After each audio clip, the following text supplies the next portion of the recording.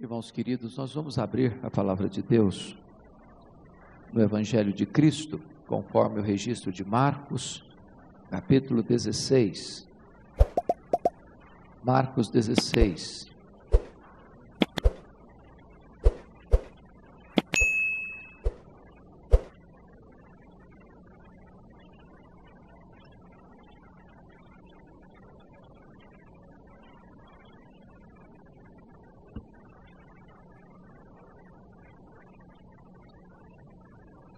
Nós vamos ler os versículos 6 e 7.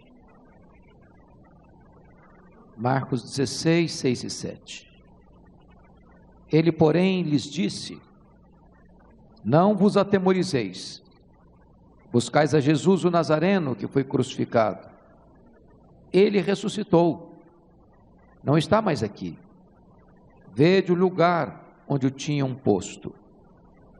Mas ide, dizei a seus discípulos e a Pedro, que ele vai adiante de vós para Galiléia, lá o vereis, como ele vos disse. Amém. Eu quero pensar com vocês, irmãos, sobre o tema: Deus não desiste de amar você.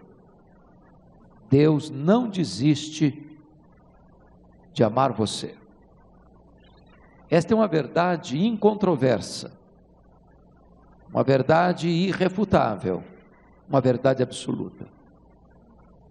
O amor de Deus por você não está nos seus méritos pretensos, não está nas suas obras grandiloquentes, não está nas suas realizações magníficas.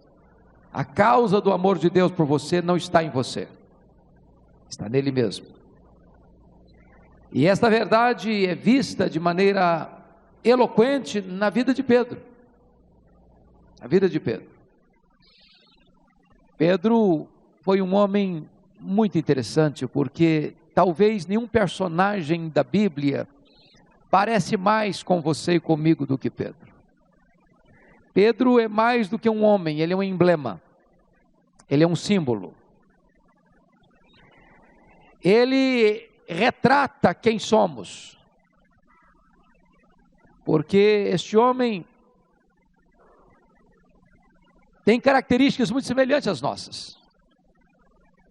Ele era capaz da coragem mais robusta num momento, para em seguida escorregar para a covardia mais vergonhosa. Ele era capaz de fazer declarações de fé tão claras, tão cirúrgicas, tão precisas: Tu és o Cristo, Filho do Deus vivo. Para em seguida, instrumentalizado por Satanás, tentar afastar Jesus do caminho da cruz. Ele era capaz da fé mais pura, mais límpida, mais simples, ao mesmo tempo mais profunda. Se és tu, Senhor, manda-me ir ter contigo por sobre as águas. E ele caminha, pisando em solo firme, naquelas ondas revoltas, mas de repente eu tiro os olhos de Jesus e começa a naufragar. Pedro era capaz de dizer para Jesus: ainda que todos te deixem, eu jamais, por ti darei minha vida, estou pronto a ir contigo para a prisão e para a morte, para em seguida negá-lo 3 vezes, de forma humilhante, de forma vergonhosa. Pedro era aquele homem capaz de uma coragem assim, imediata, carnal, de pegar uma espada e entrar num bando de homens fortemente armados e decepar a orelha de um soldado, para em seguida fugir, seguir a Jesus de longe.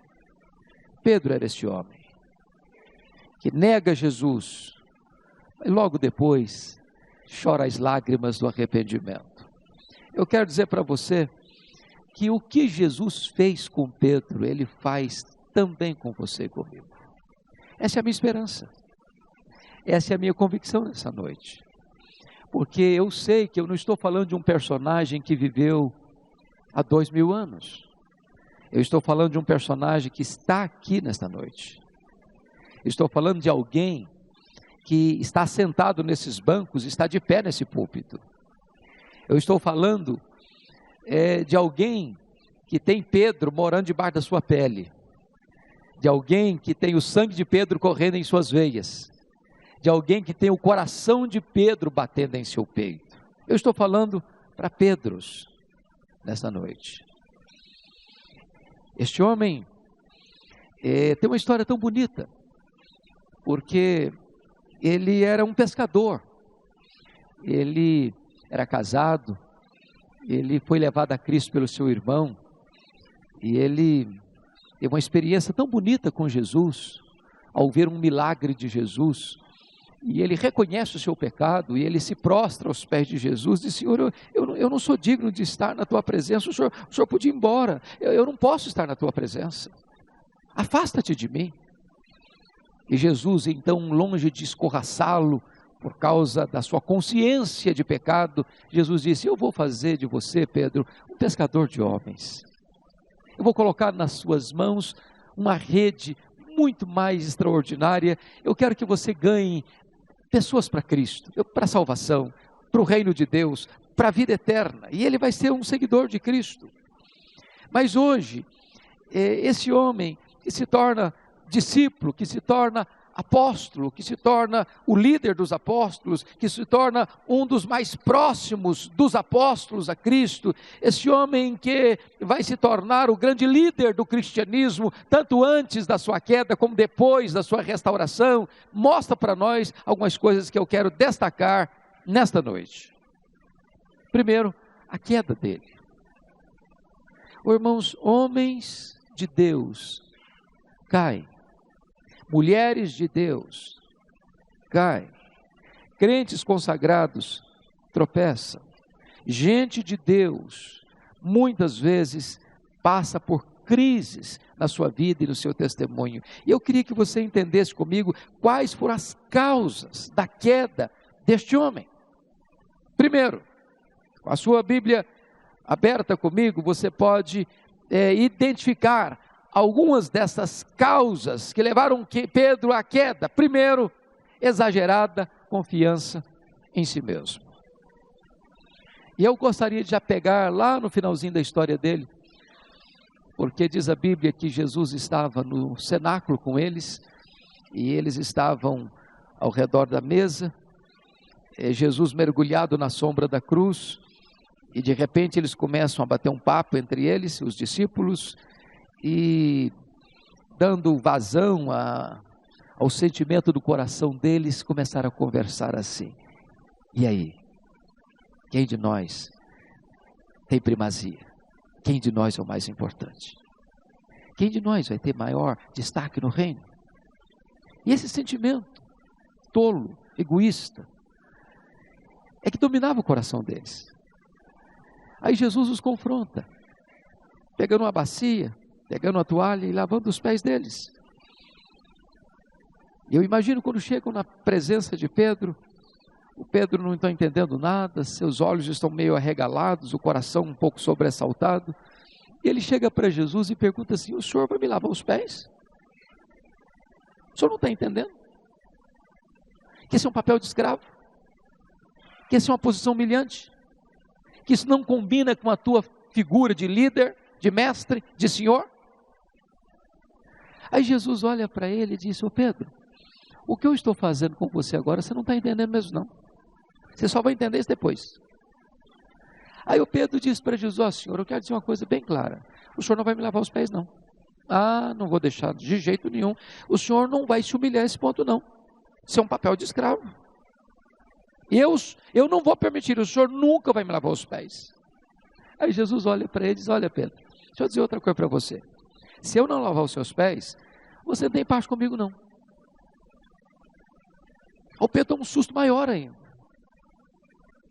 Ah Senhor, se o negócio é desse jeito, então o Senhor faz o seguinte: o Senhor aproveita que o Senhor está com a água e com a bacia, o Senhor lava os pés, o Senhor lava as minhas mãos também, o Senhor pode lavar a cabeça também, o Senhor faz um banho completo. Aí Jesus, olha Pedro, deixa eu dizer outra coisa para você, que você não está entendendo. Você já está limpo. Só falta lavar os pés. Você já passou pelo lavar regenerador do Espírito Santo? E isso só acontece uma vez na vida. Agora você que já foi regenerado, precisa continuamente, Pedro, ser purificado. É o que nós fizemos no culto de hoje, irmãos. Nós somos crentes, louvado seja Deus. Nós somos salvos, louvado seja Deus. Mas nós precisamos lavar os pés. Nós precisamos confessar pecados. Nós temos nossos deslizes. Nós temos as nossas crises. Nós temos os nossos tropeços. E nós precisamos ser purificados.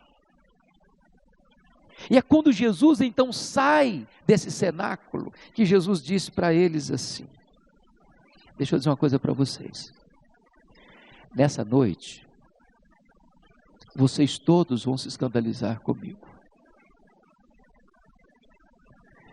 e eu vou citar uma profecia para vocês, como está escrito, ferirei o pastor e as ovelhas ficarão dispersas. Aí Jesus chega perto do Pedro, bem particular, e diz, Pedro, deixa eu dizer uma coisa bem particular aqui para você. Satanás vos requereu para peneirardes como trigo. Mas eu roguei por ti, para que a tua fé não desfaleça. Quando te converteres, quando te voltares para mim, fortalece os teus irmãos. E é nesse momento que entra a nossa história, quando Pedro, lá em Mateus 26:35, diz assim, ainda que me seja necessário morrer contigo, de nenhum modo te negarei. E Marcos 14:31, que é paralelo, ele diz assim, mas Pedro insistia com mais veemência, ainda que me seja necessário morrer contigo, de modo nenhum te negarei. E Lucas 22:23 diz, Senhor, estou pronto a ir contigo, tanto para a prisão, como para a morte. Notem vocês em quem está a confiança de Pedro. Para não negar Jesus, para ser preso com Jesus e para morrer por Jesus. A confiança está nele mesmo. Toda vez que você pensa que você é capaz, que você é forte, que você consegue, que você tem a força, que você tem o poder, que você tem o conhecimento, que você tem a maturidade, que você tem a experiência, que você é capaz, aí você fraqueja. É isso que a Bíblia diz, quando eu sou forte, eu sou fraco, porque quando eu penso que eu sou forte, eu estou colocando a confiança em mim mesmo, e aí começa a derrocada de Pedro, exagerada confiança em si mesmo. Segundo degrau da queda lá, da escalada dele da queda, Pedro considerou-se melhor do que os outros. Se não, vejamos, Marcos 14:29 registra assim, disse-lhe Pedro, ainda que todos se escandalizem, eu jamais. E Mateus 26:33 registra, ainda que venha a ser tropeço para todos, nunca o serás para mim. Ponto. O que Pedro está dizendo aqui?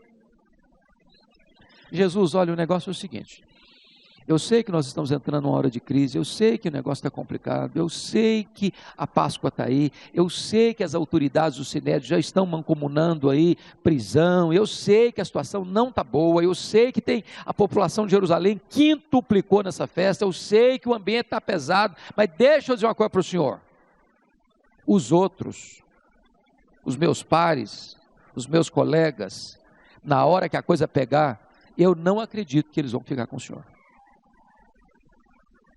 Agora, deixa eu dizer uma coisa para o senhor, talvez o senhor nem me conheça direito, mas eu sou um homem que não arreda o pé, eu não sou de decepcionar ninguém, em mim o senhor pode confiar, se todos te abandonarem, e eu acho que vão, eu não vou, o senhor pode ter certeza, eu vou contigo para a prisão, o senhor vai ser preso, eu vou também, o senhor vai ser morto, eu estou lá também.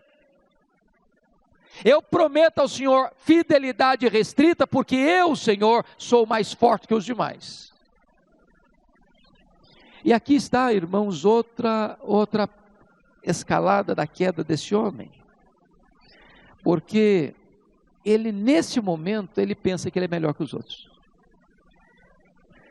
Talvez essa sutileza pode ainda seduzir o seu coração. Eu sou presbiteriano desde o berço. Eu sou um calvinista roxo. Eu sou um crente muito fiel. Eu nunca vou decepcionar o Senhor Jesus. Pode todo mundo cair para lá, cair para cá, abandonar para lá, abandonar para cá. Eu não. Aqui começa outra escalada, a queda de Pedro. Considerou-se melhor que os outros.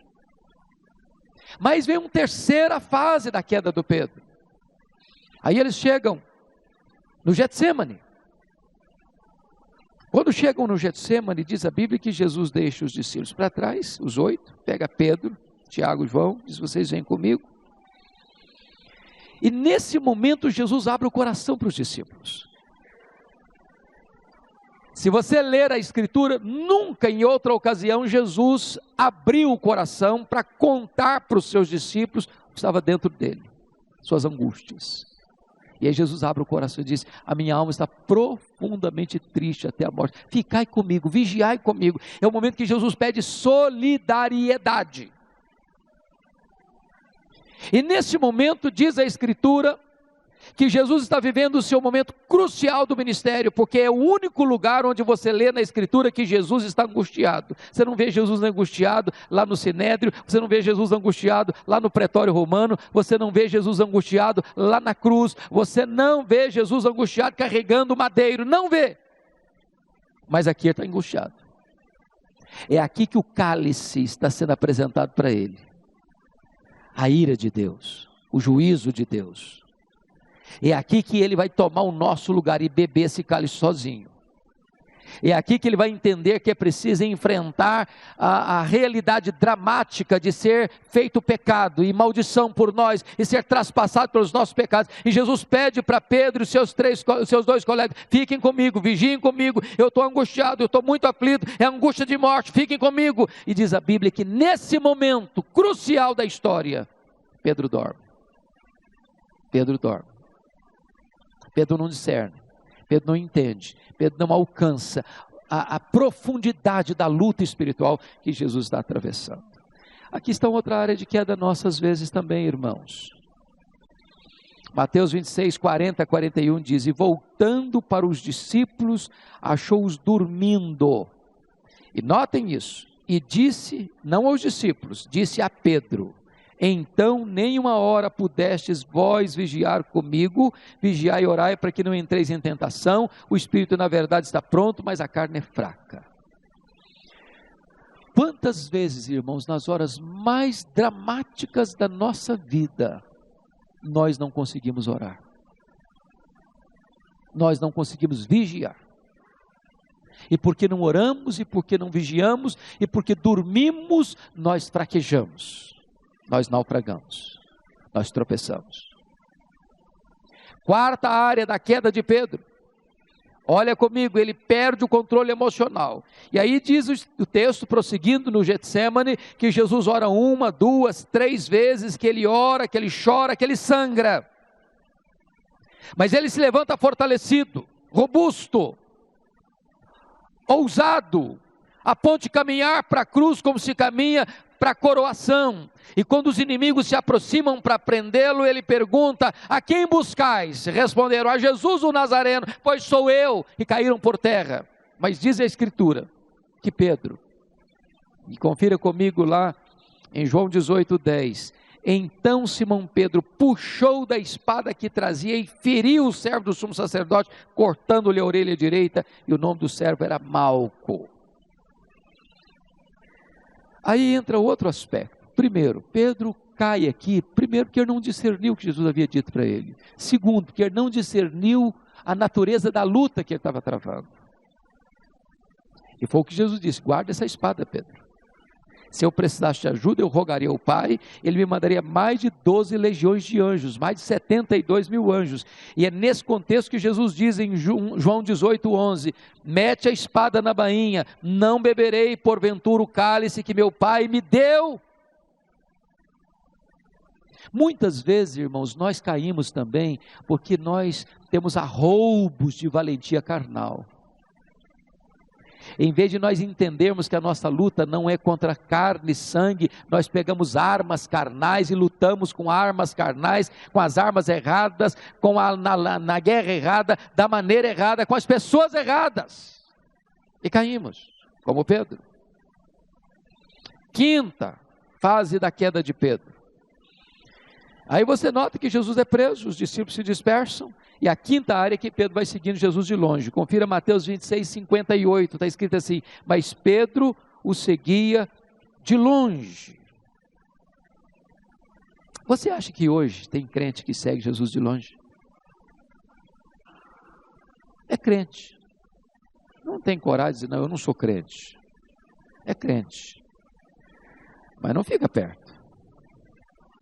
Mas não tem coragem de se apresentar. Mas não tem coragem de se identificar. É crente que segue descomprometido. É crente que segue, mas não tem compromisso. É crente que é meia boca. Não tem coragem. Não quer correr riscos. Não quer enfrentar os desafios do discipulado. E diz a Escritura que esse camarada vai seguir de longe. De longe. Ele não quer perder Jesus de vista, mas ele não quer ficar perto também. São as pessoas que vêm à igreja, que leem a Bíblia, mas não assumem compromisso com Jesus. Seguindo de longe. Não querem perder suas convicções. Não querem deixar a igreja, mas vivam um cristianismo de descompromisso. Sem aliança, sem envolvimento, sem parceria, sem comprometimento, sem engajamento. E o passo é queda. Queda. Vem o sexto problema do Pedro.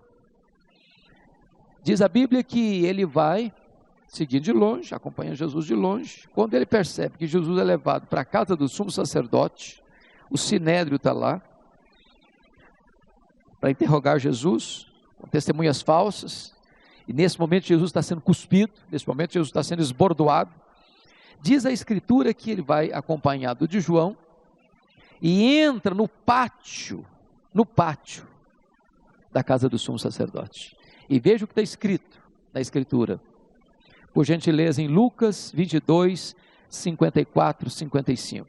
Então, prendendo-o, o levaram e o introduziram na casa do sumo sacerdote. Pedro seguia de longe. E quando acenderam fogo no meio do pátio e juntos se assentaram. Quem se assenta aqui? Exatamente as pessoas que vão prender Jesus. E juntos se assentaram, Pedro tomou o lugar entre eles. Notem vocês que a Bíblia fala que a queda ela vai de abismo em abismo. Ninguém começa se afastando de Deus, irmãos, assim, abertamente, afrontosamente. Não, é passo a passo. Uma coisa leva a outra. Um passo leva o outro. E agora diz a Bíblia que o Pedro está exatamente assentado na roda dos escarnecedores.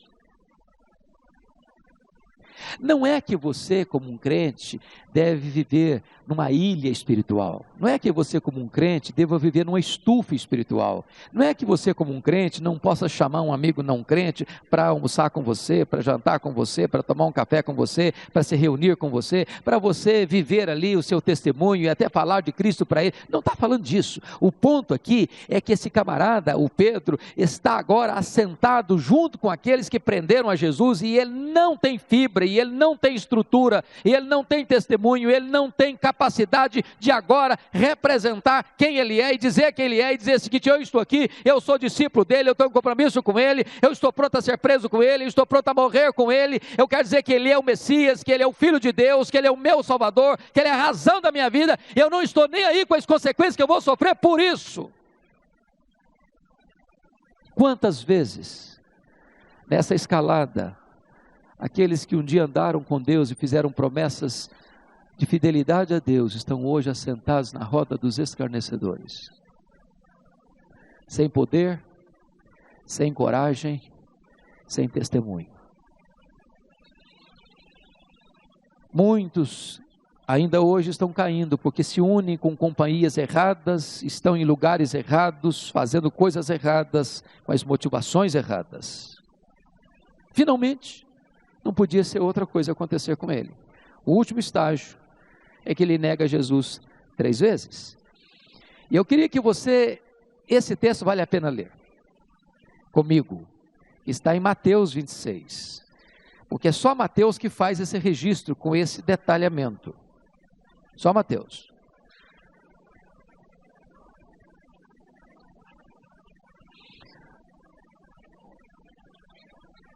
Por favor, vamos ler versos 69 a 75. Toda a igreja comigo. Vamos lá? Mateus 26, 69. Juntos.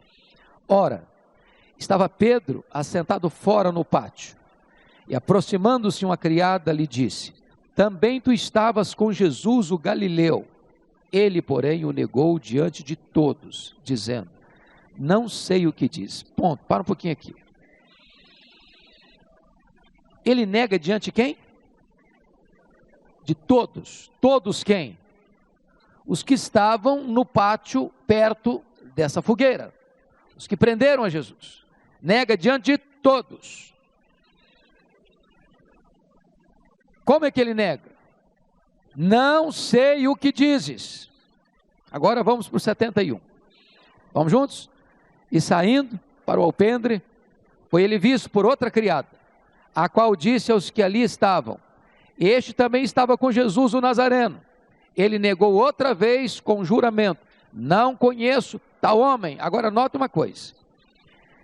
Ele muda de lugar, sai do pátio para o alpendre, mas não muda de atitude. Não adianta mudar a geografia, tem que mudar o coração. Notem que agora a acusação não é direta, a criada não está falando com ele, a criada está falando com as pessoas circunstantes. Aquele lá é discípulo dele. Ele escuta a conversa, mas agora ele não apenas nega. O verso 72 diz que ele nega outra vez com juramento. Eu juro que eu não conheço tal homem. Agora vamos para a terceira negação, verso 73. Vamos nós? Logo depois, aproximando-se os que ali estavam, disseram a Pedro: verdadeiramente és também um deles, porque o teu modo de falar o denuncia. Então começou ele a praguejar e a jurar: não conheço esse homem. Fica até aqui por aqui, só um pouquinho. Notem agora que esse camarada não é confrontado mais por uma criada. E agora diz o texto que os que ali estavam, e os que ali estavam certamente eram as pessoas que tinham prendido Jesus. A coisa está pegando mais pesado um pouco. E agora eles dão uma evidência, eles têm uma prova de que ele é mesmo o discípulo dele, porque o sotaque de Galileu dele, nortista, evidencia que ali em Jerusalém ele não podia morar. Ele não era de Jerusalém, ele era Galileu, e Jesus era Galileu, e tinha vindo da Galileia. Não, você é discípulo dele mesmo, porque você deixou vazar esse sotaque pesado seu, isso é prova de que você é discípulo dele. E diz o texto agora, que ele começa a praguejar e a jurar: eu não conheço esse homem. Agora preste atenção no que ele havia prometido a Jesus: ainda que todos te abandonem, eu jamais. Estarei pronto, Jesus, a dar minha vida por ti e ir contigo para a prisão e para a morte. E aí o texto nos informa, versículo 74, imediatamente cantou o galo. Meus irmãos, pensem comigo uma coisa. Vocês acham que quando Pedro disse assim: Senhor, ainda que todos te deixem, eu jamais, ele estava sendo sincero ou não? Estava. Eu pergunto a vocês, quem de nós em sã consciência planeja pecar? Quem de nós em sã consciência planeja se desviar? Quem de nós em sã consciência planeja negar a Cristo publicamente? Só um insano, só um louco. No entanto, muitas pessoas que não planejam fazer isso, fazem isso. Sabem por quê? Porque vão dando passos, um após o outro, rumo à queda. Um abismo chama outro abismo. Eu não conheço a história pessoal de todos vocês, mas quem sabe você, meu irmão, está vivendo uma situação assim. O cristianismo é enfraquecido. Você não consegue ser um discípulo de Jesus lá no seu escritório, lá no seu trabalho no hospital, lá na sua indústria, lá na sua fábrica, lá no seu táxi, lá na sua atividade comercial, lá na sua lida estudantil, lá na sua sala de aula, lá no metrô, lá no ônibus, lá no seu namoro, lá nos seus relacionamentos, eu não sei. Mas é hora de você e eu avaliarmos se nós não somos um Pedro nesta noite.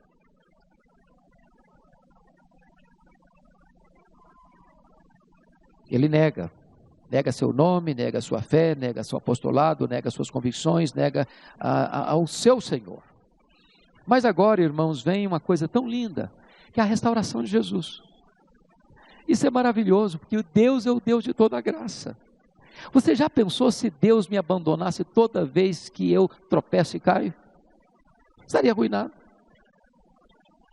A minha palavra para você hoje não é de botar uma tonelada de culpa na sua cabeça. A minha palavra nesta noite para você é dizer o seguinte: tem saída para você, tem restauração para você.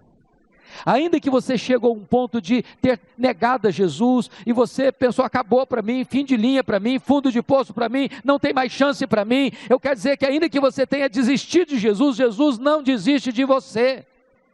Foi exatamente isso que Jesus quis dizer, o anjo quis dizer em Marcos 16, 7, ide dizer aos seus discípulos e a Pedro. Por que Jesus deixa esse recado com o anjo? Fale lá que eu quero encontrar os discípulos e Pedro é discípulo, mas eu quero citar pessoalmente Pedro, porque Pedro a essas alturas não se sente mais discípulo, ele se sente um derrotado, ele se sente um fracassado, ele acha que não tem mais saída para ele, não tem mais jeito para ele, mas eu não desisto dele.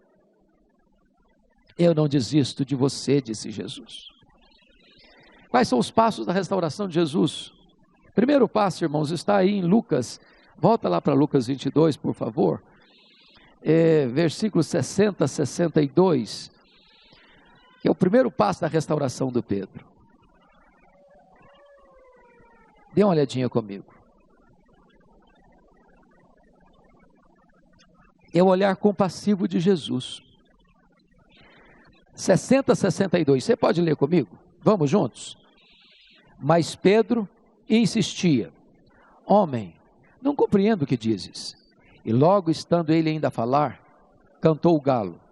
Então, voltando-se o Senhor, fixou os olhos em Pedro, e Pedro se lembrou da palavra do Senhor, como lhe dissera: hoje 3 vezes me negarás, antes de cantar o galo.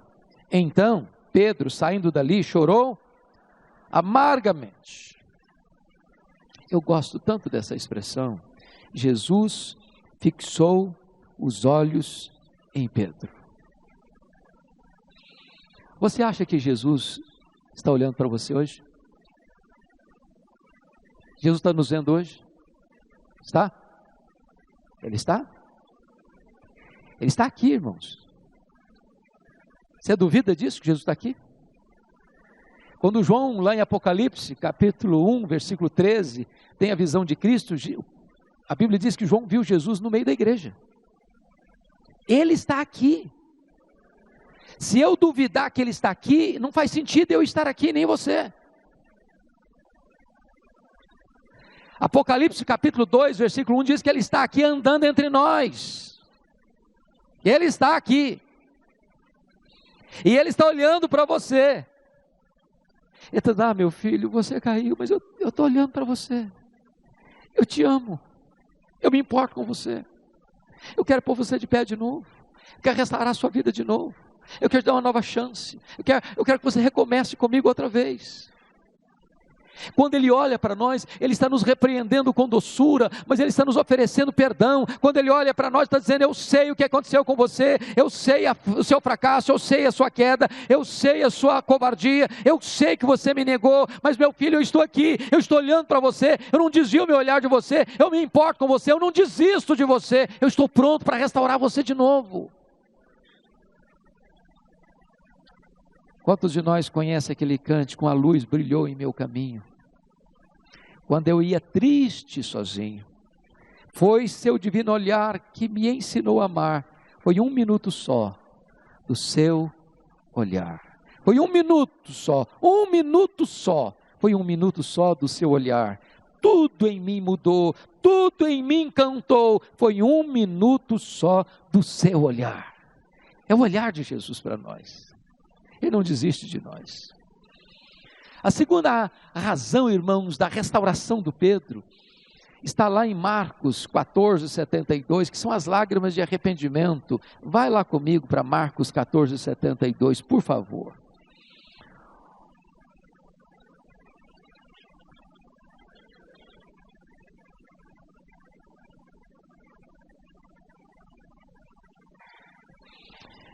Veja, pode ler o 72 comigo? Vamos juntos?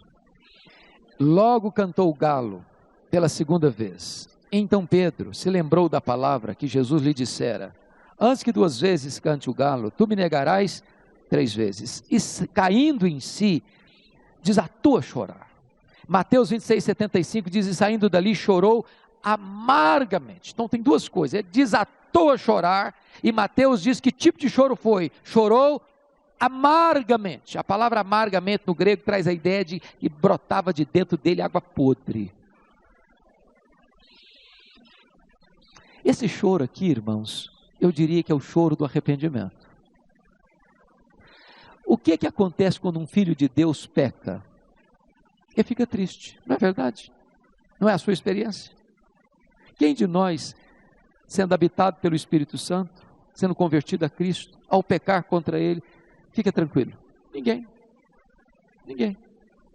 Porque se você peca contra Deus, você não sente nada no seu coração, dá uma examinada melhor aí.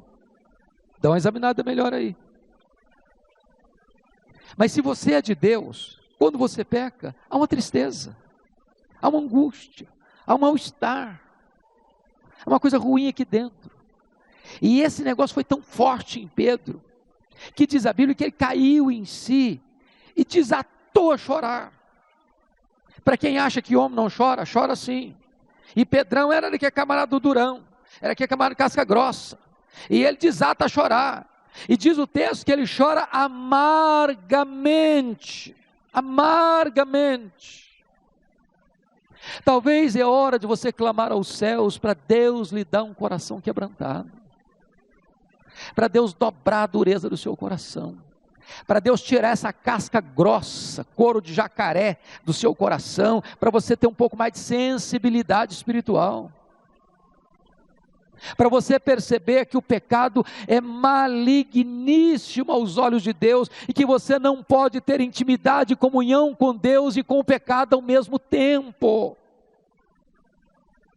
Agora há pouco, no gabinete pastoral, o pastor Arival estava nos compartilhando de um livro que ele está lendo sobre a questão da doutrina do Espírito Santo, que muitas vezes nós lemos as gloriosas doutrinas da Bíblia, como a doutrina do Espírito Santo, apenas de forma acadêmica, apenas de forma intelectual, apenas como um conhecimento que nós adquirimos e que nós mantemos em nossa mente, quando na verdade o propósito de Deus é que essas verdades sejam verdades práticas, empíricas, experimentais na nossa vida.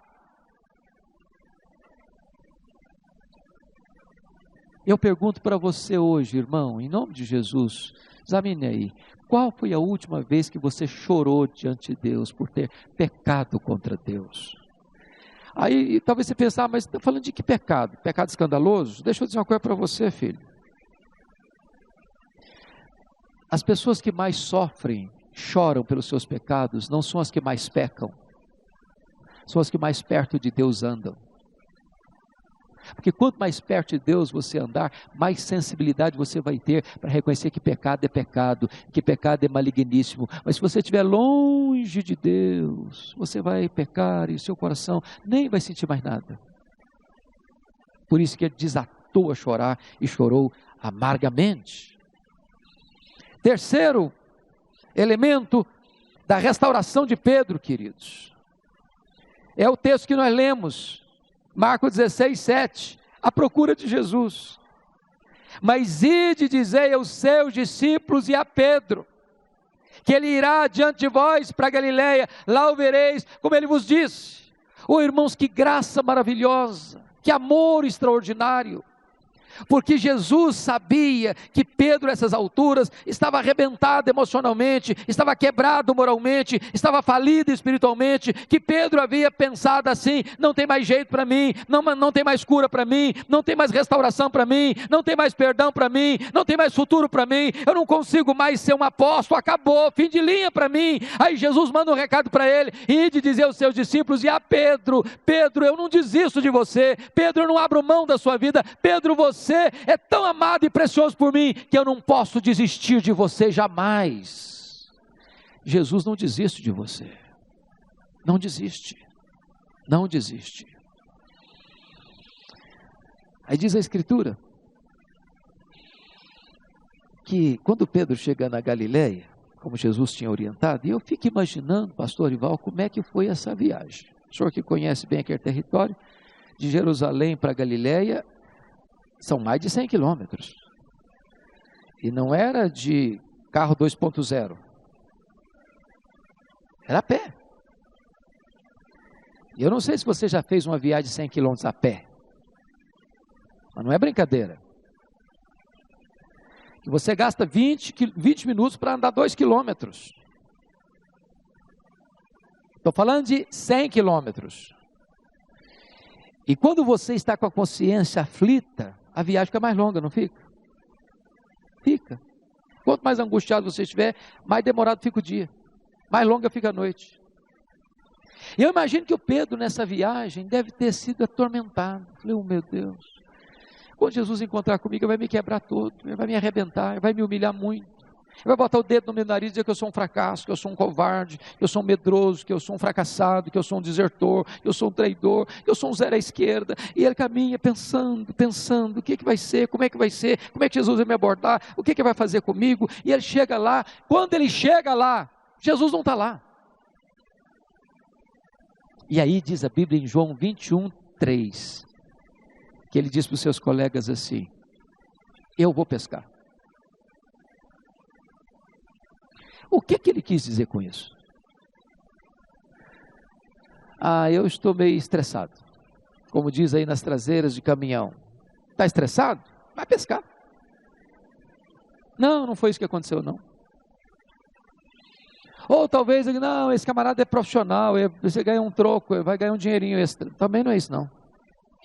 Quando ele diz assim, eu vou pescar, ele está reacendendo aquilo que Jesus já tinha percebido lá atrás, e dizer aos seus discípulos e a Pedro. Pedro não se sente mais discípulo, ele está agora reafirmando isso: eu vou voltar para as redes, eu vou voltar para a pesca, eu vou voltar para o passado, fim de linha para mim, estou abandonando meu apostolado, estou abandonando meu ministério, acabou meu sonho, acabou, eu vou voltar para as redes, eu não tenho mais chance de esse negócio de ser um discípulo de Jesus, eu vou voltar para o meu passado, fim de linha para mim, fim de linha.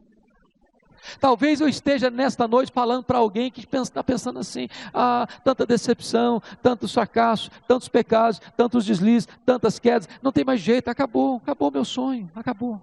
Ser um crente cheio do Espírito Santo, ser usado por Deus, ser um pregador, de ser uma pessoa que vai ser um vaso de honra nas mãos de Deus, acabou meu sonho. Diz a Bíblia que naquela noite eles não pegaram nenhum lambari, nada. Rede vazia. Já pensou um negócio desse? Estão voltando de madrugada, o dia está amanhecendo. Estão a 100 metros da praia, a 200 côvados da praia. Quando alguém lá, distante, está andando lá. E esse personagem se dirige a eles assim: covardes! desertores. Não, não foi assim. Jesus se dirige àquele bando de homens, filhos, filhos, filhos. Como essa palavra é doce ao meu coração. Porque nessa palavra, irmãos, tem mais de 1 tonelada de graça. Filhos. Ele está se dirigindo a um bando de desertores, de gente que o abandonou, de gente que o deixou, de gente que o negou. Filhos. Não importa quão longe você tenha ido, não importa quão profundo você tenha caído, não importa quão grave é o seu pecado, não importa que mazela você esteja vivendo hoje, eu quero dizer para você, em nome de Jesus, Ele está olhando para você com doçura e amor, dizendo, filhos, filhos. Aí Ele faz uma pergunta, tendes aí alguma coisa de comer? Não, então lance a rede à direita do barco e achareis. E quando lançam, são 153 grandes peixes que começam a pular nas redes. Aí não tem outra conclusão. O João disse, olha Pedro, é Jesus, ele chegou. Ele falou que encontrava gente, pois ele veio. Ele está aqui, Pedro, é agora. E não dá para adiar mais, Pedro, é agora. E aí a Bíblia diz que o Pedrão largou o barco para lá, tem 100 metros para nadar. Ele larga o barco, as redes, os peixes, e entra na água, nada. E eu imagino a cena do Pedro assim acelerado, coração assim sobressaltado, os olhos assim meio arregalados. E aí ele vai pensar, agora que Jesus me quebra, é agora que ele arrebenta comigo, é agora que ele vai me humilhar, é agora que vai botar o dedo no meu nariz e dizer que eu sou um fracasso. Quando ele chega, irmãos, oh graça maravilhosa, tinha um braseiro na praia. Mas por que um braseiro na praia? Não é comum você estar andando de madrugada, tem um braseiro na praia. Mas aquele braseiro foi colocado ali por Jesus. Sabem por quê?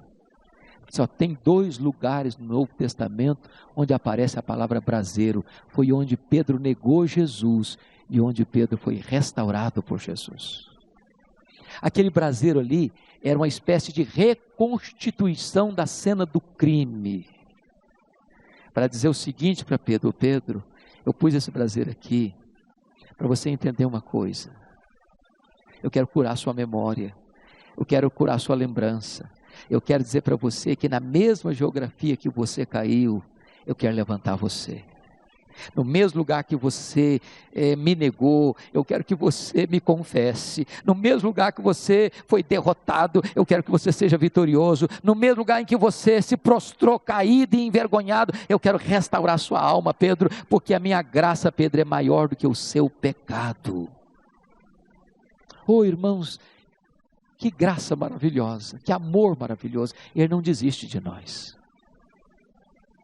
É nesse momento então que mais um passo se dá para a restauração de Pedro, quando Jesus pergunta para ele então, Simão, filho de João, tu me amas mais do que esses outros?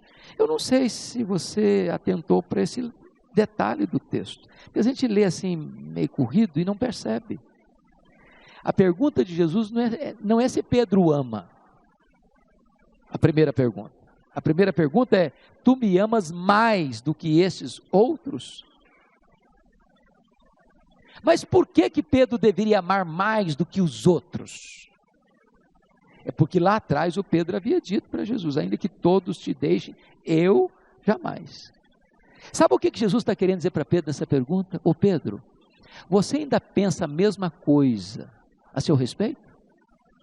Você ainda acha que você é mais crente, mais fiel, mais espiritual do que os outros? Você ainda mantém esse autoconceito de você mesmo? Jesus está chamando Pedro para um confronto. Porque na verdade, irmãos, nós não teremos restauração a não ser que nós sejamos confrontados. Aí Pedro disse, sim, Senhor. Tu sabes que eu te amo.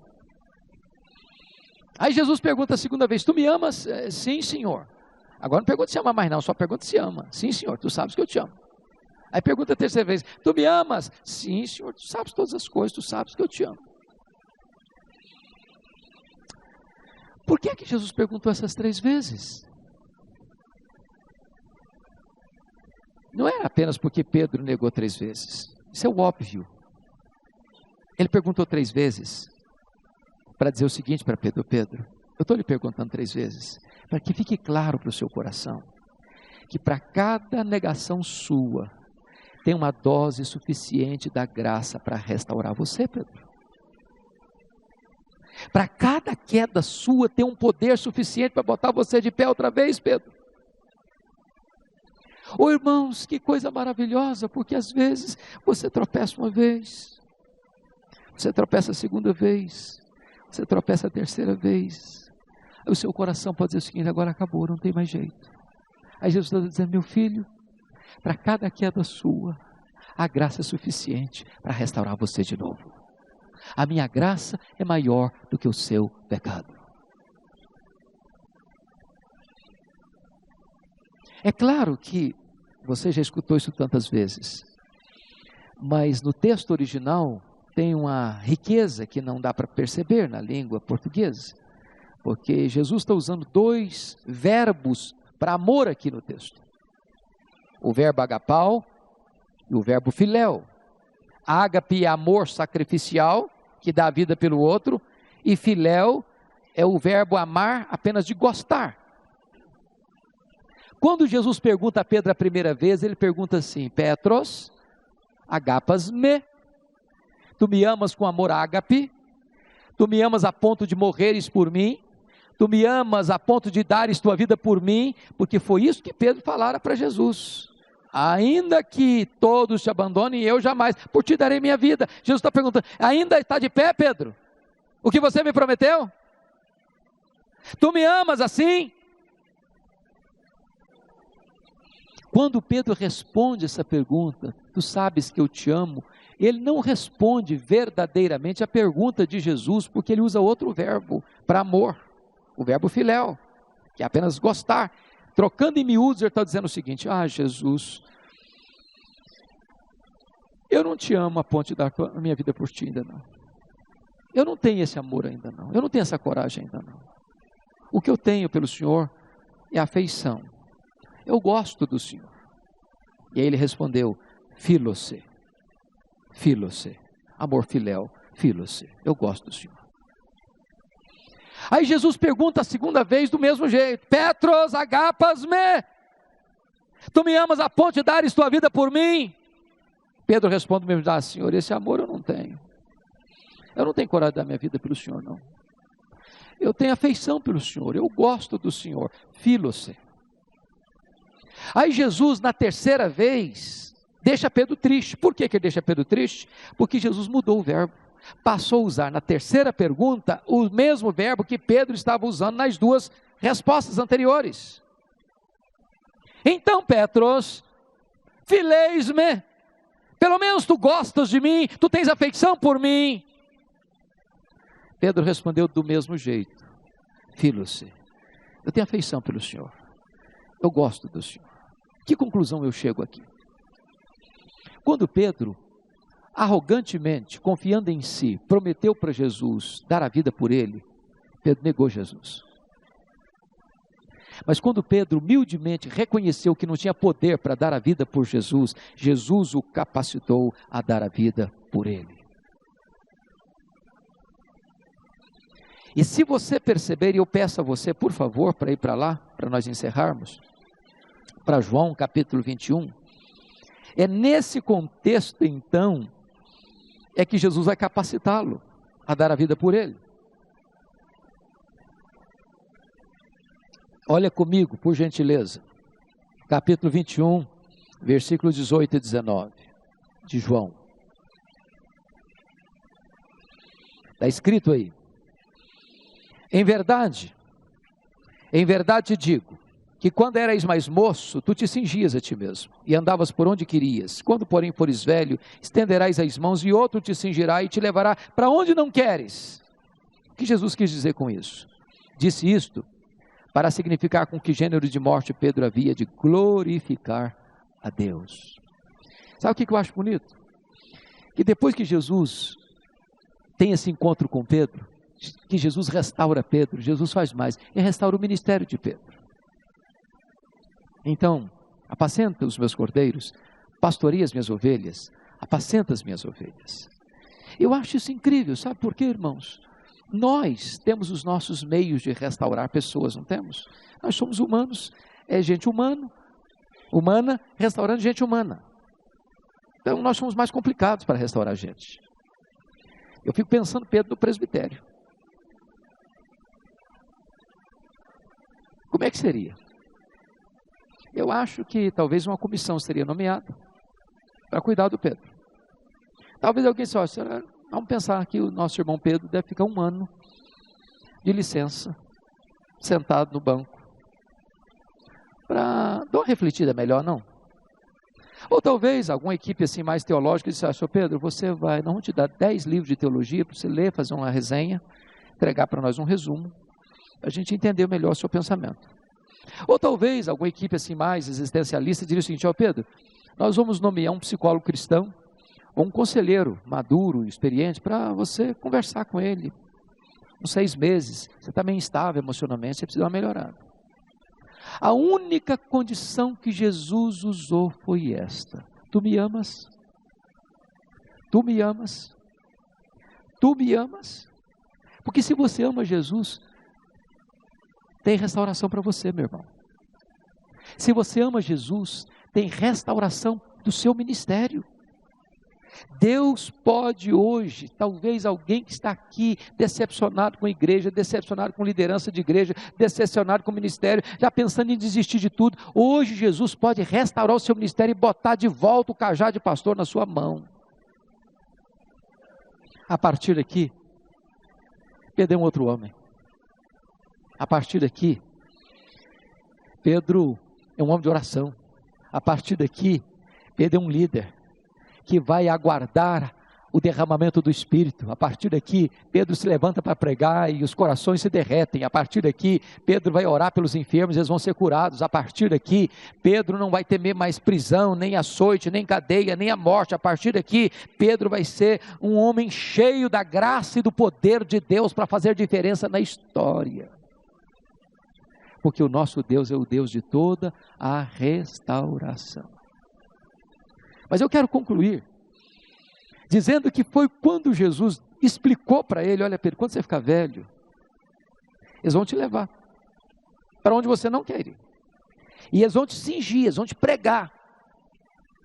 E eu quero dizer isso muito claro para você, Pedro, que eu estou falando disso, acerca da natureza da morte que você vai enfrentar, e ao você enfrentar esse tipo de morte, você vai glorificar a Deus.